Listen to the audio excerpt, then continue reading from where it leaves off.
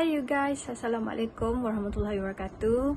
Welcome back to my channel, Syawak Izzani channel. So hope you guys doing very good day. And today is about crime. So kalau korang nak tahu mengenai crime ni kan banyak yang pembunuhan misteri, serial killer, macam-macam yang berlaku di surrounding kita, sekeliling kita. Tapi kita je tak tahu. Tapi yang banyak berlaku ni semua dekat luar negara, especially di Amerika Syarikat, or you guys call USA. Saya korang-korang semua suka dengar perkataan USA ni, mesti ramai nak pergi New York Center lah, nak pergi ini, nak pergi sana. Tapi for myself, I think the most dangerous place is bila kita berada di tempat yang tak selamat. Sebenarnya apa benda yang aku nak sampaikan ni? Okay, so today I'm gonna share you guys with a story mengenai Gypsy Rose. So you guys tahu siapa Gypsy Rose kan? Mesti korang mesti kenal siapa Gypsy Rose. Seorang budak perempuan yang sebenarnya normal, tapi diubah oleh ibunya untuk menjadi seorang yang cacat, yang orang istimewa, kurang upaya, yang tak boleh jalan hanya disebabkan sesuatu perkara. Apa yang terjadi sebenarnya? So mari kita terjah, dan jangan lupa untuk korang subscribe channel aku ni and like the notification bell tu. Okay, so don't waste any time. Jom kita terjah dan kita terus pergi ke kisah Gypsy Rose.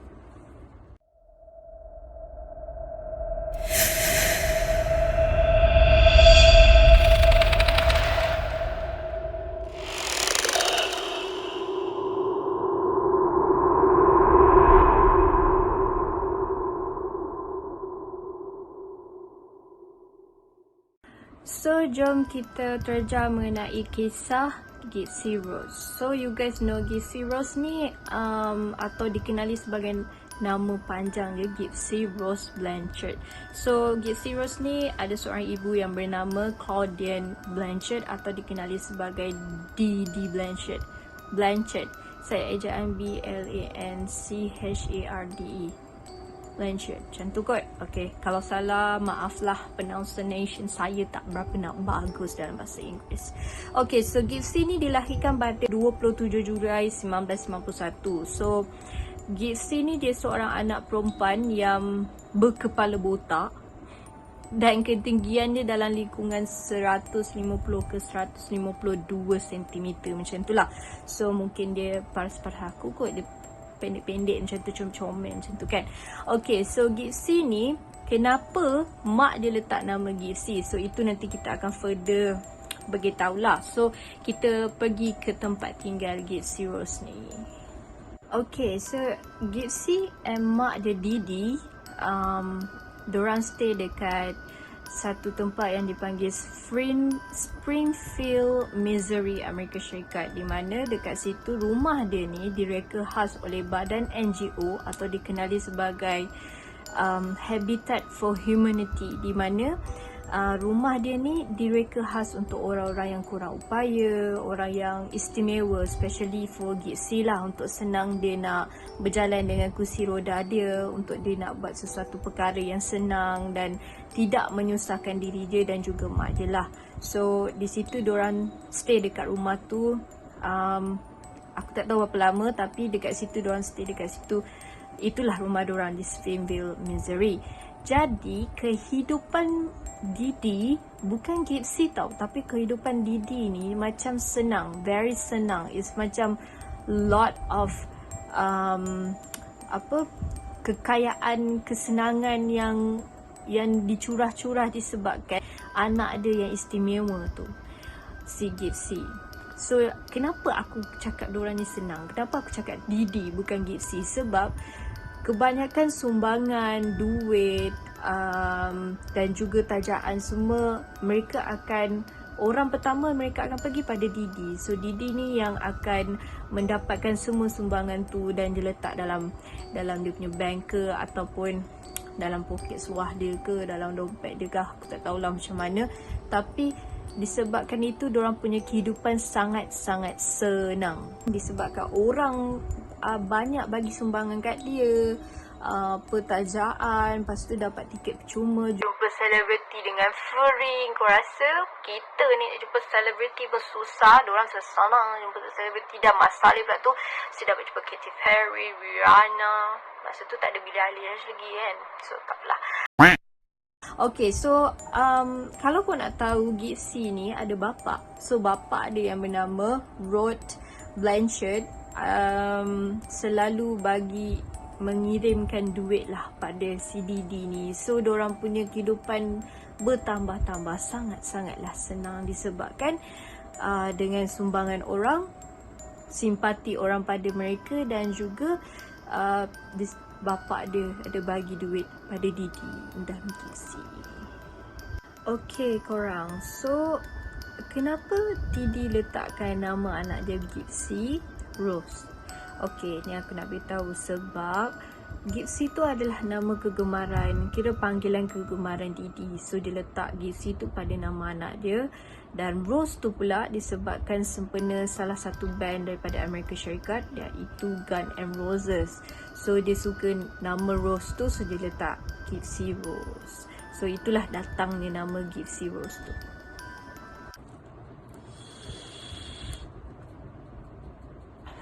Oh, okay you guys. So kenapa pula? Okay, so menurut Didi, Gipsy ni ada terlibat dalam satu kemalangan kecil. Kemalangan ni yang membuatkan dia terpaksa memakai kursi roda. Dan juga Gipsy ni semua daripada menurut Didi lah. Dia yang mengatakan ini semua, yang Gipsy ni daripada sejak dia lahir lagi, daripada dia baby lagi, dia ada pelbagai jenis penyakit, which is iaitu leukemia, asma, sakit saraf, penglihatan, pendengaran, pernafasan, macam-macam lagi. Macam-macam lah penyakit. Okay, you just name it. Apa benda tu? Entahlah. Okay, lepas tu disebabkan itu Gipsy terpaksa membuat rawatan dan juga diberikan ubat-ubatan yang terlampau banyak, dan untuk dia sentiasa dalam keadaan yang sihat. Tak ada nampak macam orang sakit, nampak dia sentiasa sihat. Tapi kalau dah obat tu banyak dalam badan, mestilah orang tu akan lemah, betul tak? Salah satunya sebabnya kenapa dia kena duduk dekat kursi roda. Okey, dan juga Gipsy ni ada pernah membuat pembedahan, daripada pembedahan yang kecil sampailah pembedahan yang terbesar, yang besar gila, which is maybe pembedahan leukemia, we don't know. Semua kanser ke apa mesti ada pada dia. Pada 14 Jun 2015, satu akaun Facebook milik Didi telah tertulis di post wall tu, dekat wall dia tu ada tertulis that Tid is dead. Okay, that B-I-T-C-H. That Tid is dead. So disebabkan status post tu, banyak yang kawan-kawan Didi dekat dalam Facebook tu rasa macam, apa dah jadi ni? Kenapa tiba-tiba dekat wall dia tulis macam ni? Sebab setahu diorang Didi ni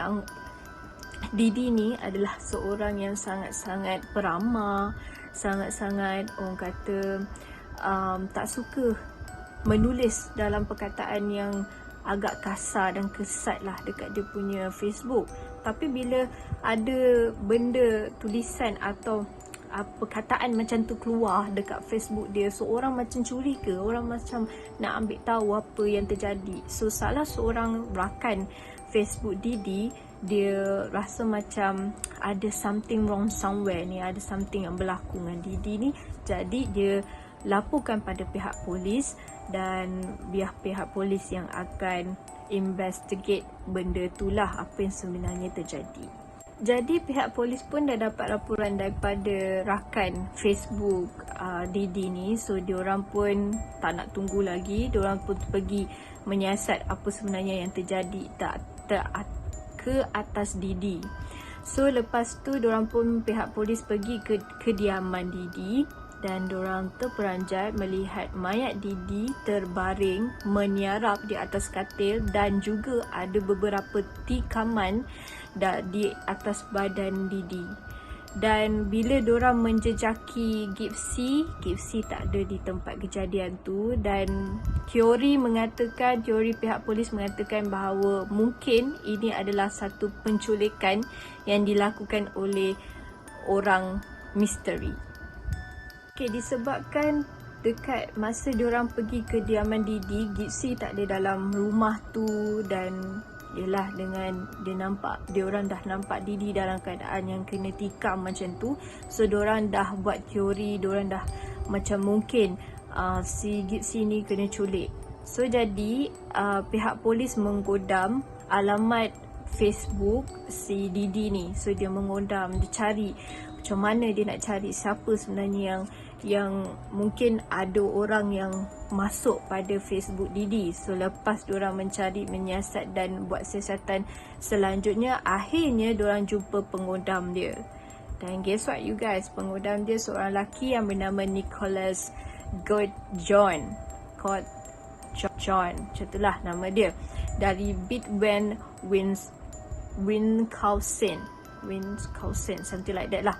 Okay, so jadi pihak polis pun dah tahu siapa orang dia, siapa pelaku dia. So dia pun pergi berjaya menangkap Gordjon ni di rumahnya bersama Gipsy masa tu. Dan bila diorang tengok Gipsy dalam keadaan yang selamat dan sihat, diorang macam terkejut. Apa ni? Macam tu. And then the best part is, semua perkara yang Didi cerita sebelum-sebelum ni dekat semua orang semua adalah muslihat semata-mata dan tipu semata-mata.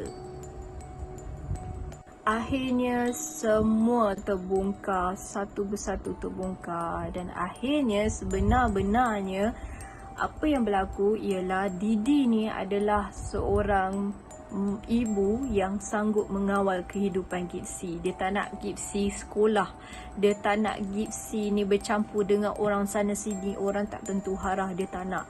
Dia nak anak dia depan mata dia. So dia buat anak dia sakit sampai macam tu sekali. So Gipsy pula, Didi ni ada mengidap satu sindrom Munchausen. Okay, sindrom Munchausen ni adalah satu sindrom yang orang tu sanggup berbohong mengenai rekod kesihatan dia demi empati orang untuk dapatkan keuntungan dia lah. So dia boleh dapat wang, macam yang aku cakap awal-awal tadi, dia boleh dapat kewangan, dia dapat tajaan, dapat tiket free jumpa selebriti, macam tu lah. Itu yang dia perlukan. So dia boleh hidup mewah. Walhal Didi ni sebenarnya seorang yang hanya goyang kaki je. Dia tunggu je duit-duit datang, duit-duit salur dekat dia, macam tu. Didi ni juga adalah bekas jururawat.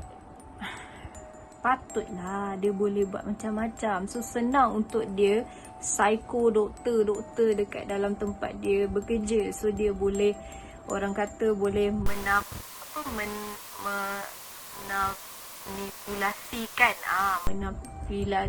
apa benda macam ni lah, untuk senang aku panggil psycho kan kepala otak doktor tu, supaya doktor tu boleh tahu yang Gipsy ni sebenarnya sakit, tapi sebenarnya tidak.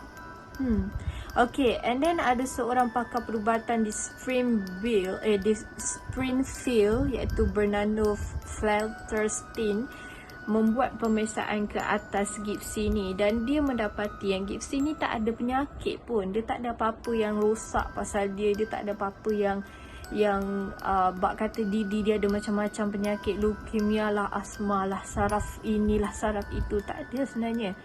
Disebabkan itu, dia tak nak rahsia dia terbongkar, so Didi decide untuk berhenti kerja. Okay, Gipsy mengenali Nicholas Gordjon ni pada tahun 2012. So dia jumpa Gordjon ni dalam satu laman web jodoh. So dia jumpa kat dalam tu, diorang berkenalan with each other, disayangi, sayang aku sayang engkau dan sebagainya. And then suddenly Gordjon ni ada beritahu pada Gipsy yang dia ni ada sedikit ada sakit mental. So dia macam kadang-kadang mental dia tak berapa nak berfungsi sangat lah. Dia macam ada, yelah, orang yang sakit mental ni kita tak boleh buat main tau. Kadang-kadang kalau dia rasa dia nak bunuh orang, dia akan bunuh orang. So that's why si Gipsy ni mencadangkan untuk untuk membunuh Didi. So si Cap John ni dia rasa macam orang dah sayang kan, apa pun dia boleh. So dia pun menurut kata-kata si Gipsy ni. So pada malam Jun 2015, lama juga diorang berkenalan sebab diorang berkenalan 2012. So kejadian ni terjadi pada tahun 2015. Lama juga diorang kenal.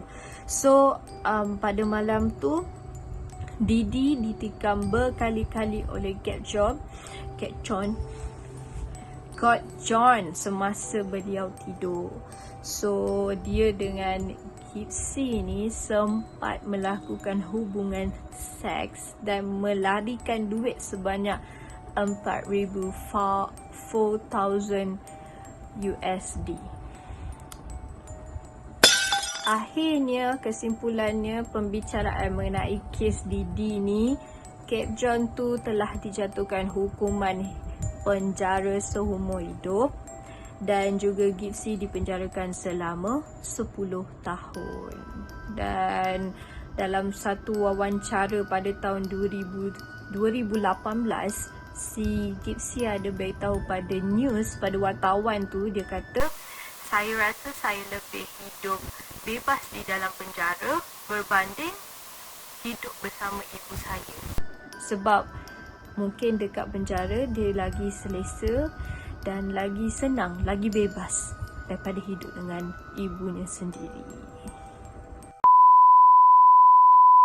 Jadi itulah kisah mengenai Gipsy Rose. You guys, maaf sangat-sangat kalau aku punya pronunciation bahasa Inggeris aku tak apa nak betul. Maaf sangat-sangat ya, sebab susah sebenarnya. Kita ni lidah Melayu nak bercakap dalam bahasa Inggeris tu kadang-kadang tu memerlukan praktis yang banyak tau. Tapi hope korang enjoy dengan video kali ni. Kalau ada tersilap info atau tersilap kata, harap dimaafkan. Janganlah korang kecam aku ke apa benda ke. Hope tak adalah haters di antara kita gitu. Okay, you guys jangan lupa untuk subscribe channel aku dan juga jangan lupa untuk like video ni, dan juga korang jangan lupa untuk tekan notification supaya korang tak miss apa-apa video yang aku akan upload. Dan insyaAllah ada kelapangan dada minggu depan akan ada lagi video, insyaAllah, kita janji. And then lagi satu, korang jangan lupa untuk follow IG aku Syawak Izaini, dan juga aku punya TikTok Syawak Izaini, dan my business online yang ada sekarang ni is Syahas Clothing, di mana aku jual macam-macam t-shirt, tapi semua short sleeve, long sleeve, and also aku ada buat gift box with love ni, fully with makeup. So if you guys want to know more about detail mengenai aku punya business online ni, korang boleh pergi dekat Shopee page aku, Shopee page Syawak Izaini 123. Nanti aku akan letak semua in description down below. So hope you guys enjoy with this video kali ini. Dan kesimpulan dekat sini mengenai Gipsy Rose ni, iaitu cinta boleh je buat macam-macam. Akhirnya si lelaki kena penjara seumur hidup dan si perempuan hanya beberapa tahun je. Biasalah tu kehidupan. Dan hope korang have a good day, and I see you when I see you again. Bye. Assalamualaikum.